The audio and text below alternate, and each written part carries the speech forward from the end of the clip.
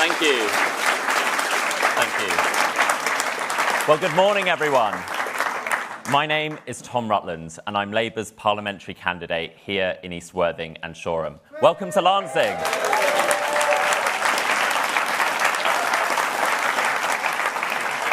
And I'm not just welcoming you to Lancing today, but to Labour Lancing, because just a few weeks ago, we won a majority on Ada District Council for the first time ever.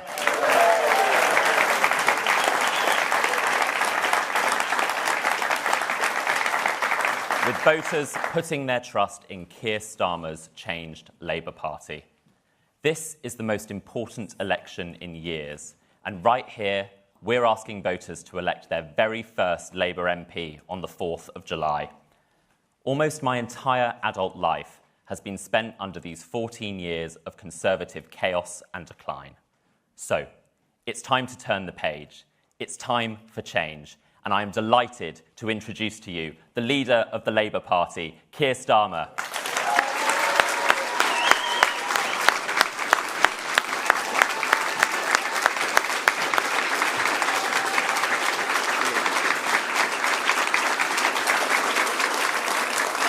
Hello.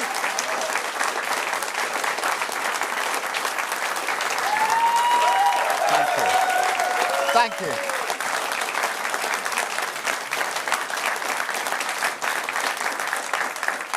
Thank you all for that very warm welcome. Thank you, Tom. You'll be a fantastic candidate and an even better Member of Parliament. And thank you to all of you for coming here on a Monday, a bank holiday Monday, and it's 10 o'clock in the morning. But I suppose at least there's a bit of sun and we are by the seaside. And of course, we're in Sussex, which is a beautiful part of the world, a part I know pretty well. My sisters live in Sussex, and I've got an uncle who lived actually very close to here. And so it is a part of the world I know well. And like everyone, I imagine, my character is shaped by where I started in life. Now, I grew up in a small town, actually not a million miles from here. It's a place called Oxted, on the Surrey-Kent border. Similar to Lancing, I suppose, in some respects, although no sea. But you should go to Oxted on your way back if you get time, or when you get time. And if you do, what you will see is a place that, in my opinion, is about as English as it gets. A mix of Victorian red bricks and pebble dash semis, while all around you've got rolling hills, pastures, and the beautiful chalk hills of the North Downs. I loved growing up there. You could make easy money clearing stones for the local farmers. That was actually my first ever job. You could play football until the cows came home, literally. My first football club was Bolthurst Athletic FC. I was very proud of this. We shared our home pitch with the local cows, which may say something about the way I play football. But not just the beauty or the football, also the sort of quiet, uncomplaining resilience, the togetherness of the countryside. That is the best of British. And to be honest, it's just as well because you need it. I mean, anyone who thinks that hardship in Britain is found only in our cities, anyone who thinks there's no struggle outside of our cities, yes, even here in the southeast, let me tell you, they know nothing of the countryside. And in a way, my story is testament to this, because it wasn't easy for us. My dad was a toolmaker. He worked in a factory all of his life. My mum was a nurse, but for most of her life, she had a debilitating illness called Still's disease. To be honest, she would have hated being called debilitating, because she never gave up and she never complained. But her illness did shape our lives. Whether that was many, many hours spent with her in high dependency units when I was a teenager, not quite knowing whether she'd pull through, or whether it was just her incredible resilience. Every time she was told she'd never be able to get up and walk again, She was single-minded in her determination. I've never seen sheer willpower like that. For my mum to be told she wasn't going to walk was a challenge she was going to rise to over and over and over again. And that shaped me. And then there was the economy, because, of course, when I was growing up, this was the 1970s. And there were hard times. And I know what out-of-control inflation feels like. How the rising cost of living can make you scared of the postman coming down the path. Will he bring another bill we can't afford? And I'll tell you this. If you're working class, you're scared of debt. You're scared. My mum and dad were scared of debt. So they would choose the bill that they wouldn't pay rather than going to bed. And they chose the phone bill. They would have the phone cut off rather than pay the bill because it was the easiest one to do without. Obviously no mobiles back then, but you could just about get by. Now all of that, my background, has stayed with me. It shaped the plan that I've drawn up for Britain. The importance, above all, of economic stability. The need never to put working people through the whirlwind of chaos. The rising taxes, rising prices, rising mortgage costs. £5,000 for every working family. That is what the Tories have inflicted on Britain. The price working people have paid for their chaos, and it's unforgivable. But as I reflect and look forward to this election, I believe my background has also shaped my politics in a deeper way. Look, this England has always been fairly far removed from Westminster. Politics has always been something that happens far away. And yet something more profound has changed during the last 14 years of Tory government. People now feel more and more of the decisions that affect their community are taken by people who not only live miles away, but have little empathy for their challenges. A politics that is, at best, doing something to people, not with them. And at its worst, as we saw in horrifying detail in Westminster last week, those twin injustices, Horizon and infected blood scandals, is something much, much darker even than that. It's about respect, or to be precise, the lack of it.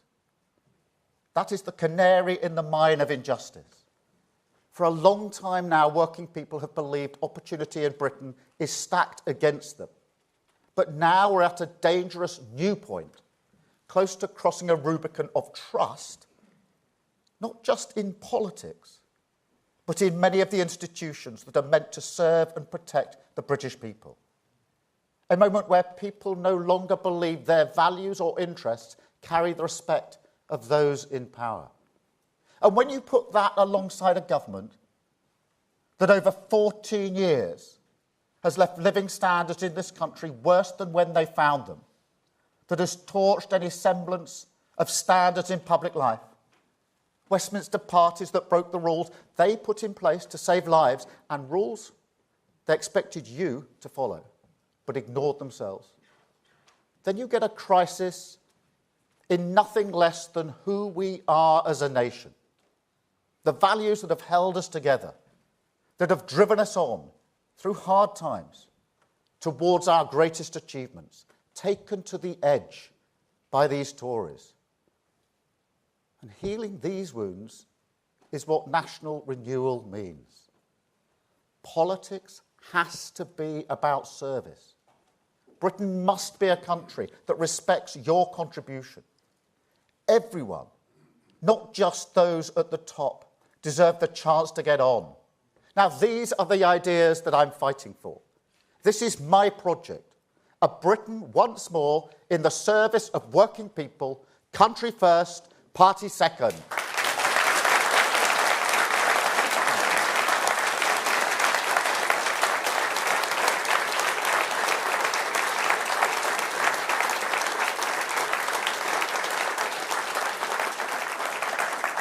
Now, I don't know if this is a new politics or whether it's simply a return to something older that used to be taken for granted.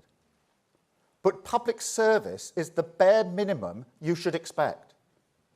And you also deserve the security, the certainty, the basic, ordinary hope that Britain will be better for your children. When I think back, no matter what our struggles, we always had that back in the 1970s.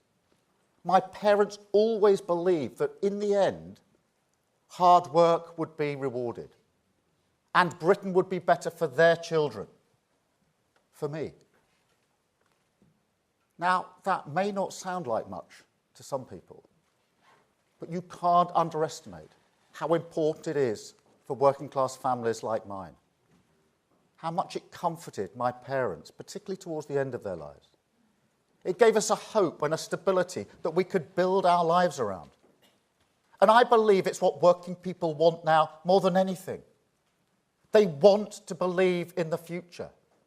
They want, when they say to their children, work hard and you can achieve anything, for that to feel true. But after 14 years of Tory damage to our values, the service and security they should expect as a given, they just don't believe it anymore. And that has consequence for all parties. Look, whatever the polls say, I know there are countless people who haven't decided how they'll vote in this election. They're fed up with the failure, the chaos, and the division of the Tories. But they still have questions about us. Has Labour changed enough? Do I trust them with my money, our borders, our security? My answer is yes, you can, because I've changed this party permanently.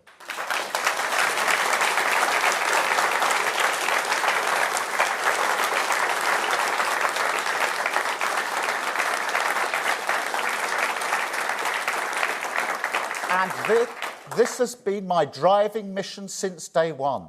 I was determined to change Labour so it could serve the British people, give them a government that matches the ambition that they have for their families and their communities.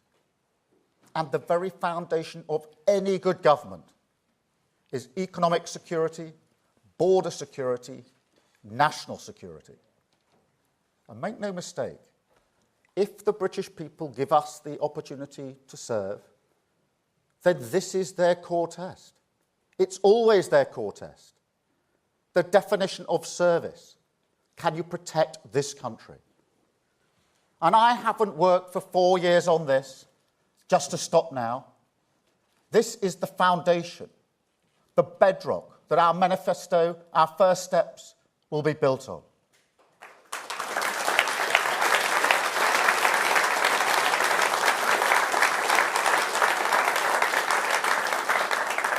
And then on that foundation, with an end to the Tory chaos, we can start to rebuild our country. Step one, economic stability, the very foundation of growth, with tough spending rules that mean we can keep inflation, taxes and mortgages low. Now, I don't know about you. I am fed up of listening to the Prime Minister tell you that we've turned the corner. Turn the corner. This is a form of disrespect in itself. Taxes, higher than at any time since the war.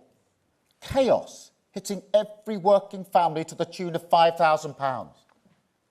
And a Prime Minister prepared to do it all over again. Now, he says he wants to get rid of national insurance. That's £46 billion that is currently used on your pension and the NHS. And he's not prepared to say how he'll fund it. That means that this election, either your pension is under threat, or he's prepared to blow the economy up all over again. He hasn't learnt a thing. And working people need stability. They want things to improve. They want things to move on. They want change. But they expect you to take care of the public finances as well. Because if you lose control of the economy, it's working people who pay the price. Liz Truss lost control of the economy, and working people paid the price. A week after that mini-budget, I went to Wolverhampton, and I saw a couple. They had one child, a 3-year-old. They'd made the decision they wanted a second child. They'd found a new house that they could move into for their expanded family. They'd got a mortgage offer that they could afford. They were looking forward, the next step forward in their lives. Liz Truss crashed the economy. Their mortgage offer went through the roof. They had to pull out of the sale, stay where they were, cancel their house. But they also took a more profound decision. They decided that they could no longer afford to have a second child. Now, they will live with the consequences of that for the rest of their lives. That is the price that they paid. And I'm not prepared to let a Labour government ever inflict that pain on working people. Ever.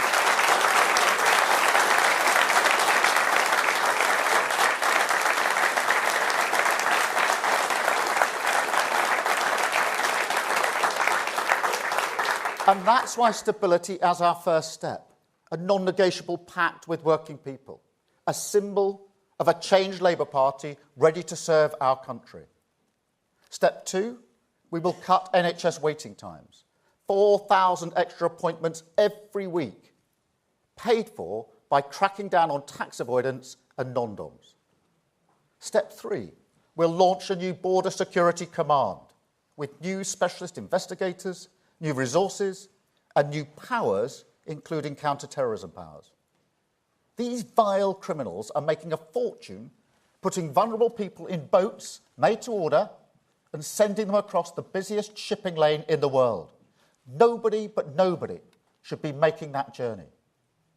And when I was Director of Public Prosecution, I worked on operations that smashed terrorist gangs across Europe. I will never accept that we can't do the same for these vile gangs. Britain will secure our borders.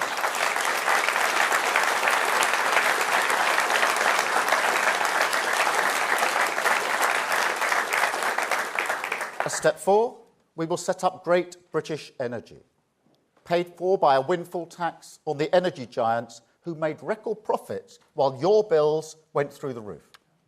A new company owned by the taxpayer, making money for the taxpayer, harnessing the opportunity of clean British power, making us energy independent so Putin can't put his boot on our throats, and cutting bills in your home for good.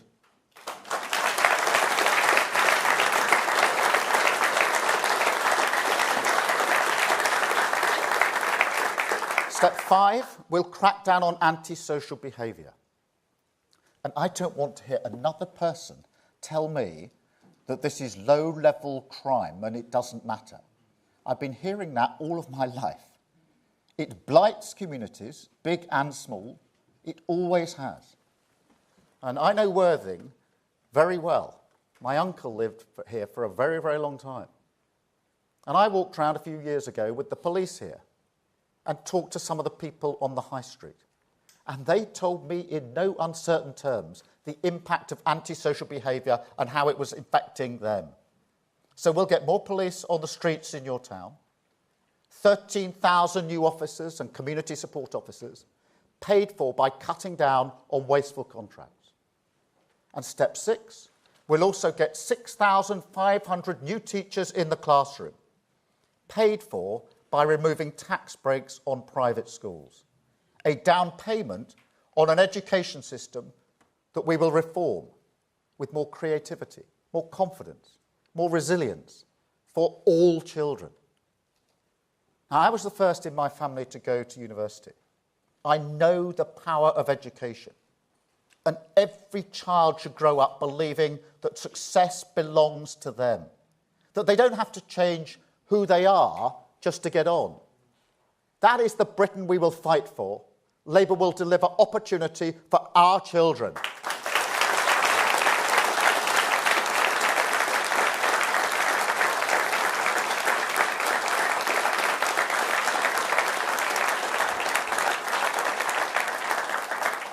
Now, I'm proud of these first steps. They are a new path for our country, a plan that will turn the page, deliver stability and change. And because we've been so ruthless in making sure these policies are deliverable, fully funded, ready to go, we will also provide the certainty that working people, businesses and communities need. A clear direction, not the endless spinning around that successive Tory governments have subjected us all to. The Prime Minister, with a new plan every week, a new strategy every month, at this rate, a new election campaign every day. I'm not joking. All this spinning round and round, it's symbolic of the chaos and the instability. You've seen that again over the past few days, that the desperation of this national service policy, a sort of teenage dad's army, paid for, I kid you not, by cancelling levelling up funding and money from tax avoidance that we would use to invest in our NHS. Now, all elections are a choice, and this is a clear one. Levelling up and the NHS with Labour, or more desperate chaos with the Tories. That is the choice.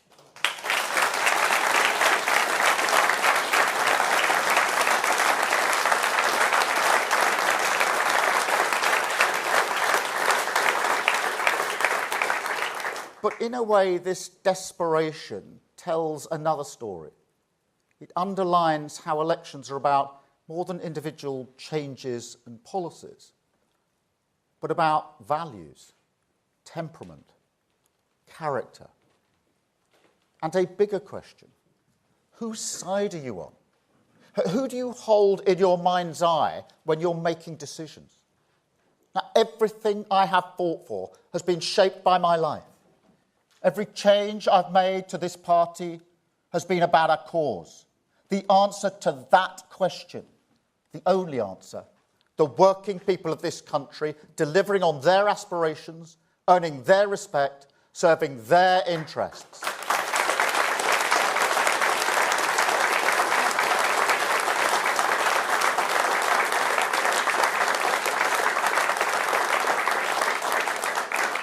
And I know that people are looking at this election, looking at me personally. So I make this promise. I will fight for you. I took this Labour Party 4.5 years ago, and I changed it into the party you see today. Now, I was criticised for some of the changes I made. Change is always like that. Always people who say, don't do it, you're going too fast. But wherever I saw a fork in the road, at the Crown Prosecution Service, in my work in Northern Ireland, and especially here in the Labour Party, it always comes back to this. The golden thread. Country first, party second, I will fight for you.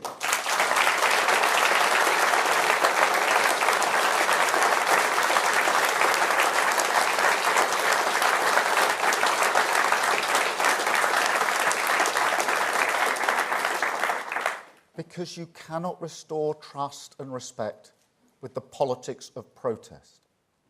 You cannot move our country forward with gimmicks and gestures. And you cannot truly serve the country if you only do what is convenient. That is why I changed the Labour Party. That is how we serve the British people. I see no fight in the Prime Minister, no appetite to do the same for his party. They will not change. Seriously, whenever he is confronted by factions in his party, people who are miles away from serving the values of the British people, he caves in every time. A party-first weakness at the heart of his leadership. Rwanda is the perfect example. He never believed in it. He knew it wouldn't work. He said that. He tried to stop it when he was Chancellor. But he was too weak to stand up to his party. He caved in. And now he's gone through, and it's cost £600 million. And now he's called an election before it can be tested. Weakness upon weakness. On Saturday, I was in Stafford, and I was with a couple. Actually, we went into their kitchen to have a cup of tea. One of them was a paramedic, and her wife worked in a jewellery shop. They've got 2 children. They bought their house, where we had our cup of tea, 5 years ago, and they've been on a fixed-rate mortgage ever since, and they could afford it. But then they've come off it, and they've searched for the best next deal. And the best next deal is hundreds of pounds a month more. Hundreds of pounds a month more. And they're struggling. How do you think they feel when the Prime Minister says, we've turned a corner? How do you think they feel when they see the people who did that to their mortgages swanning around in the House of Lords because Sunak was too weak to stand up to them? Service isn't just a word. It requires action. You have to roll up your sleeves and change things for the better. I have changed this Labour Party, dragged it back to service, and I will do exactly the same for Westminster. That is the choice at this election: service or self-interest, stability or chaos, a Labour Party that has changed or a Tory party that has run away from the mainstream. The choice is yours. You can stop the chaos, you can turn the page, you can join with us, and together we can rebuild our country. Thank you so much. Thank you.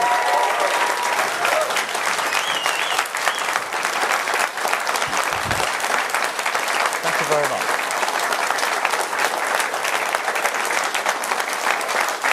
Thank you.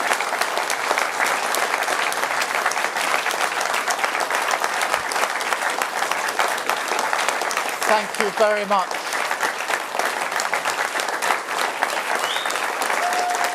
Thank you.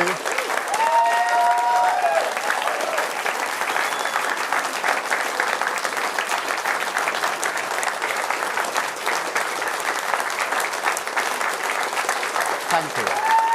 Thank you. Thank you very much. Thank you. We're now going to take some questions from the media. I've got a list here with hopefully everybody on. Anushka from ITV first, please. Anushka. Drop the mic moment. Yeah, sorry about that. Keir Starmer, you've had a pop at Rishi Sunak. Well, the Conservatives have been having a pop at you. They say you're too weary for this. They have suggested that you may not be too tough enough. You might get too tired in this campaign. What do you think they are getting at, and how would you respond? I think they're just so desperate. They're rummaging around in a sort of toy box, coming out with military service. I mean, it really is desperate. The difference is this. I mean, politically, it is really important. We've had a strategy, we've had a plan for this election that we've worked on for 4.5 years. And we're executing, we're working to our plan and our strategy. I realise that may be something that the Tories don't recognise, a strategy, a plan that you stick to. But that's what we're doing, and we're going to continue doing so. Thank you very much. Chris, BBC. Thank you, Chris Mason, BBC News. Keir Starmer, you've been leader of the opposition for 4 years. Isn't it a bit late to have to be? Isn't it a bit late to be having to tell people who you are and what you stand for? Chris, I don't think you can ever repeat enough who you are and what you stand for. And some of the stuff about my background, my mum and dad, and the impact that they have had on me is stuff I've said many times over. But I do think as we come into the election, it is important to repeat that and to explain how that has shaped me and shaped my thinking. And that's why if you take our first steps, economic stability, why is that so important? Yes, it's important as an election issue going into the election. Of course it is, because it's one of the basics that everybody is looking for as they decide who they're going to vote for. It's a sort of bedrock. But also, what I'm trying to get across today is it's important beyond that, because I know the impact that losing control of the economy has on working people. I've given the example today of Stafford, that couple in Stafford, who really struggling now with their mortgage. They're probably going to have to move. The family in Wolverhampton who won't have a second child. And that is something I can feel because I knew when I was growing up what it was like not to be able to pay the bills. I think it's important for people to know that about me, because in the end, politics is about policies, of course it is.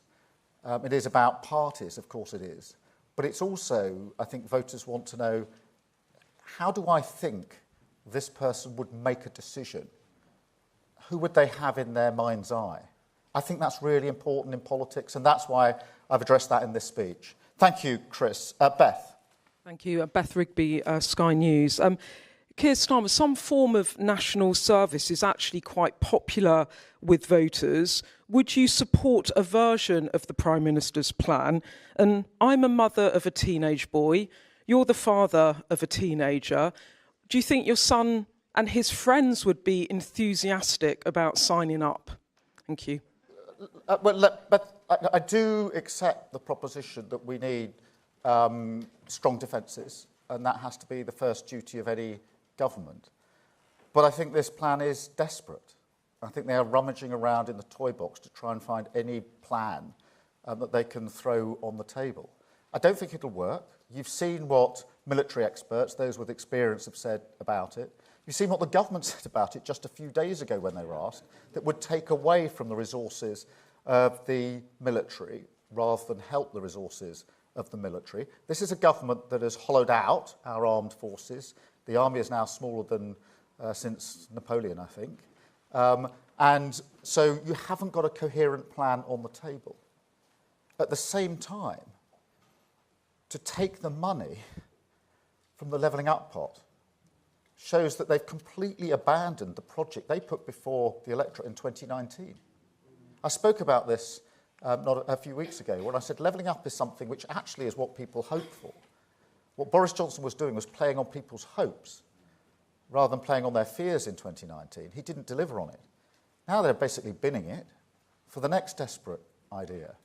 And in the end, I think that this election is going to be about the cost of living and the NHS. And the government is not addressing those issues. It's depleting the pots. And in the end, I will put that choice to the electorate to say you can either have a Labour government which will use the available money on levelling up and for our NHS, or you can have a Sunak government with a desperate, ill-thought-through plan which will use that money on some sort of service which hasn't been defined. As soon as they were asked what would happen if people didn't want to go into the army, they started saying, I think James Cleverly yesterday, that teenagers could be firefighters, first responders. You know, they haven't thought it through. It's a desperate policy. They're rummaging around from day to day to try and find anything to fling on the table. It isn't going to work. My priorities are levelling up and the NHS. Thank you, Beth.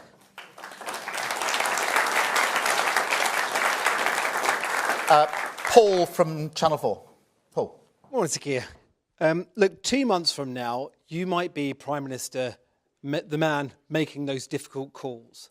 Well, overnight, there are reports of dozens of people killed or injured at a refugee camp in Rafah because of blasts which authorities in Gaza say are down to Israeli airstrikes.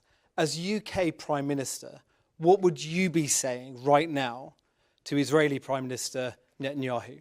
Stop. Those scenes, those reports are horrifying. And, you know, what makes it worse is that this was a safe zone with women and children in it and families that already fled a number of times. It is horrifying to see that. I've been saying for some time that the Rafah offensive should not take place. And what you saw there was the consequences, the inevitable consequences of that offensive. It should not take place. And we should join with our allies to ensure that it doesn't take place. There needs to be a ceasefire. It needs to be in place straight away. And that means to provide the space for hostages to come out, for humanitarian aid to desperately get in, and to provide a foot in the door for the process, the political process, that's the only long-term way through this, to a two-state solution, which includes in the process the recognition of Palestine as a viable state alongside a safe and secure Israel. So I'd be very clear about this. I was shocked by what I saw. overnight. I think any human being would be shocked by what they saw overnight. It's got to stop. Thank you very much.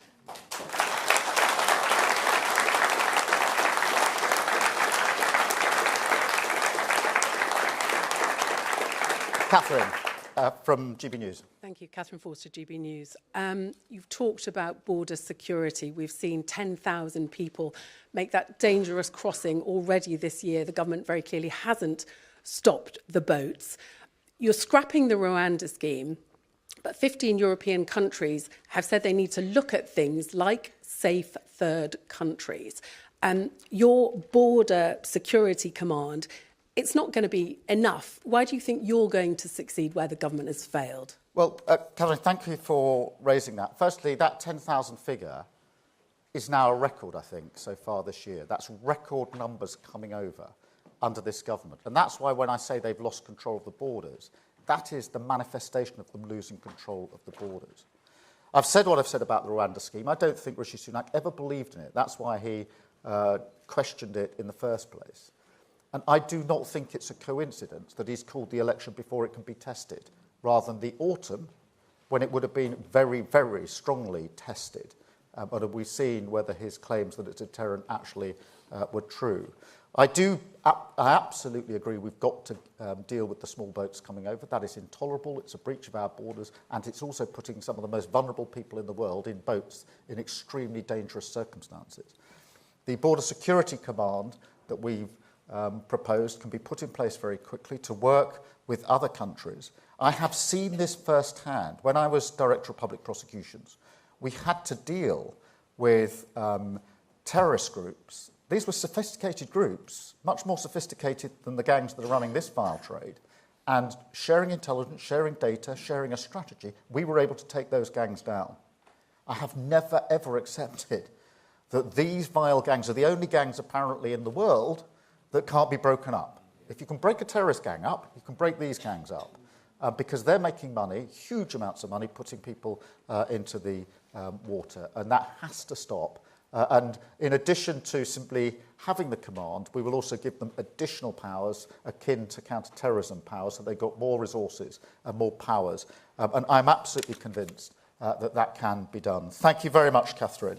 I've got Ellie from the Argus, I think.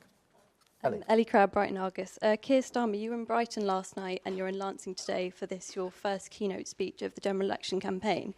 Why have you chosen to come to Sussex today, and do you think that you can win East Worthing and Shoreham for the first time since 1997? Yes.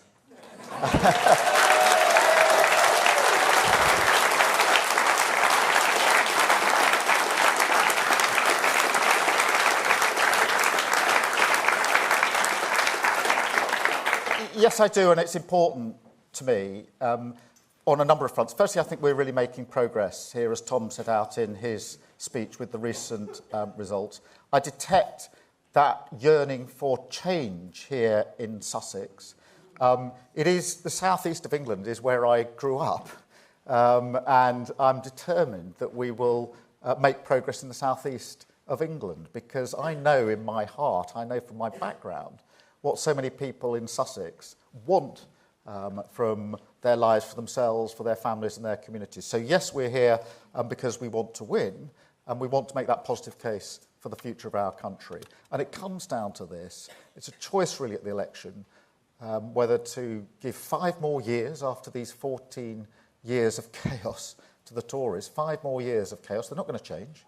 Sunak's not going to take on his party in some miraculous way and change his party. They're going to carry on just the same for 5 years, or turn the page and rebuild our country with Labour. And that's the argument we make here in Sussex. It's the argument we make across the whole of the country, and that is the choice at the election. Thank you so much, Ellie.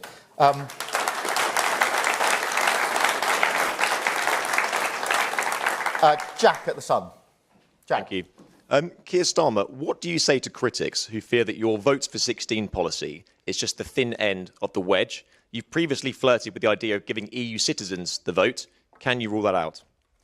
Yes, but on the 16 to 17-year-olds, I strongly believe that if you can work, as you can when you're 16 or 17, if you can serve in our armed forces, if you pay your taxes as you do if you're working as a 16 or 17-year-old, you've got a right to say how those taxes are going to be used.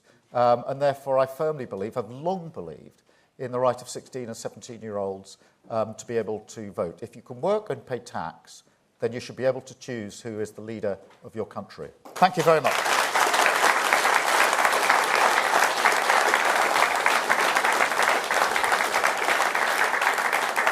Alita. Hi, Keir.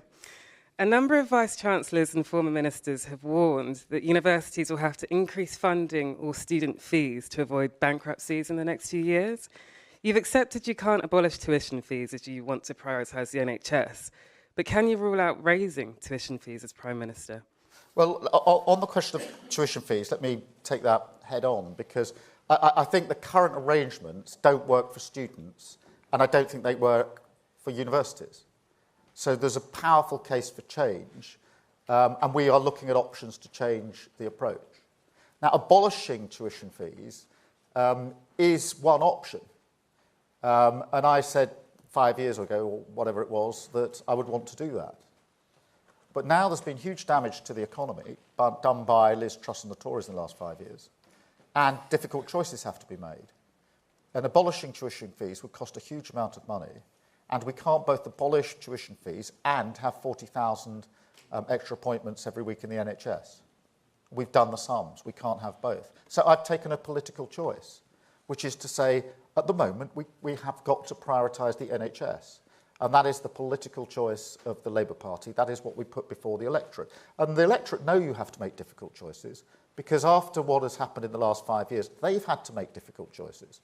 Things that they had hoped to do, examples I've given today, people who wanted to get bigger houses, etc., have had to make the choice not to do it because they can't, because the economy has been damaged. It's no different, in a way, to the choice I've had to make, which is the NHS, and we won't be able to do what we wanted on tuition fees. Thank you, Alita. Can I go to Michael at the Express? Michael. Thank you, Sir Keir.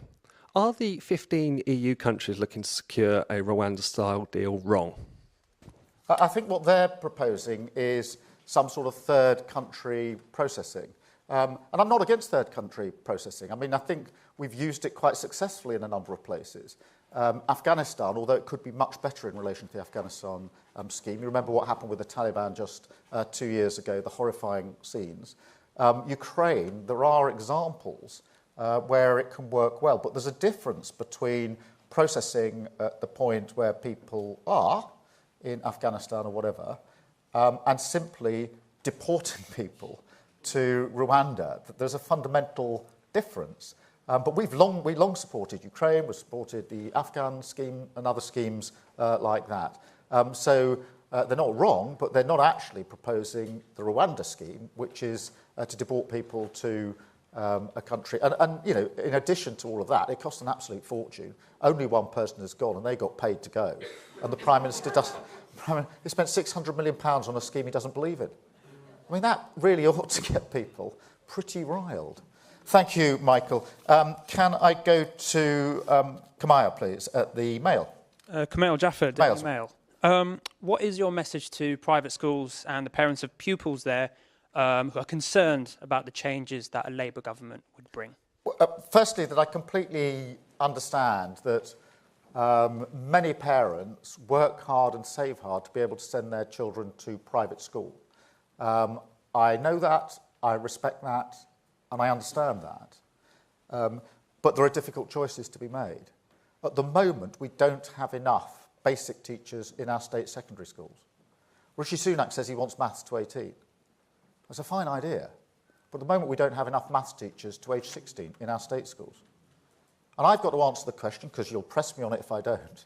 If I'm going to have 6,500 extra teachers in our state secondary schools, as we will, how am I going to pay for it? And so the tax break for private schools has to go, and that will be used directly to fund those places in our state secondary schools. I understand the aspirations of those that work and save to send their children to private school. I also understand the aspirations of those that send their children to state schools, as I do. And it's about that basic question. It's intolerable for me to see teenagers without the teachers they need in our state secondary schools. That's intolerable. That isn't just a 1 or 2 year problem. For them, it's about the rest of their lives. As they go through their GCSEs, my son's doing it at the moment, or their A-levels, it really matters. So that's why we've done it. I completely understand families who save and work hard to send their children to private schools. But we have to answer the question, how are you going to ensure you've got the right teachers in your state secondary schools so that everybody has the chance that I believe they should have to get on in their lives? Thank you so much.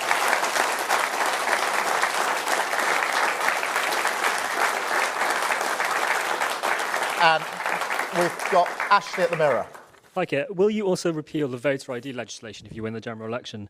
I think you remember that Boris Johnson forgot his ID at the local elections. Look, we will look at this, but I mean, we haven't got great plans. I think there is a review that's gone through in relation to voter ID. But at the moment, I have to say, my priorities are the economy, the NHS, and the first steps that I've set out. Thank you. Can I go to Amy, please, at the Telegraph? Amy. Hi, Amy Gibbons from the Telegraph. Just coming back to those Tory briefings, they've called you weary and sleepy, Keir. How do you respond to those charges specifically? How would you characterise your energy in this campaign? And just very, very briefly, we heard things can only get better blasting out in Downing Street as Rishi announced the election. But most people associate that with Tony Blair's Labour. So what do you think your anthem should be for the election for a changed party? Well, look, let me... You've seen the energy that not only I, but the whole team are putting into this election. We've been waiting for this for 4 years. I've had a smile on my face since the 1st of January 2024 because I knew this was going to be election year. I've wasted 9 years of my life in opposition. I've worked 4.5 years to change this Labour Party, and now I've got the chance to take that to the country. So we're doing that not only with energy, but with a smile, with the positivity across all of our candidates as we go into this election. And I would just gently say this, that the idea that a man standing in the rain without an umbrella claims that he's the only person with a plan is farcical, to be fair. And as for the song, well, we don't get ahead of ourselves in the Labour Party. We have to earn every vote as we go into that election. And I know we've got to earn every vote as we go into that election. Thank you so much. And then Max, please, from The Times. Hi, Max Kendix at The Times. You've said there are people who still have questions over Labour and feel they can't trust the party. Can you also recognise that people have questions about you personally, that you don't command the enthusiasm from the public of many other opposition leaders before you? Well, let me take that head on, because when I look at the opinion polls, when I look at what people say about the Labour Party, when I look at what people are saying about this election, by and large, there's a consensus that this changed Labour Party is what has put us in a position this time to win, where we were so hopelessly not in a position in 2019. So it's that changed Labour Party. Now, that is my mission. That is my work. That's what I've been doing for 4.5 years. And I'm very proud of that work. I'm very proud to head the Labour Party that is confident going into this election and clear about the choice before the public, because the Change Labour Party is my project, and I think that in the way we're able to go into this election demonstrates how a Change Labour Party is in a position now to credibly put its plans before the country and make the choice clear between more of the same or change and rebuild with Labour. Thank you very much, Max. And Hugo, I've got. Thank you. Hugo Jai from the iNewspaper. For the past 7 or 8 years, a number of high-profile Labour mayors around the country have been challenging the Conservative government, taking on the Conservative government. If you win the next election, are you ready to face a challenge from the likes of Andy Burnham, Sadiq Khan, the Labour government in Wales, and are you ready to say no to them when you have to? Yes and yes. I mean, I would expect them to challenge me. They are there to represent the people who put them into power as mayors.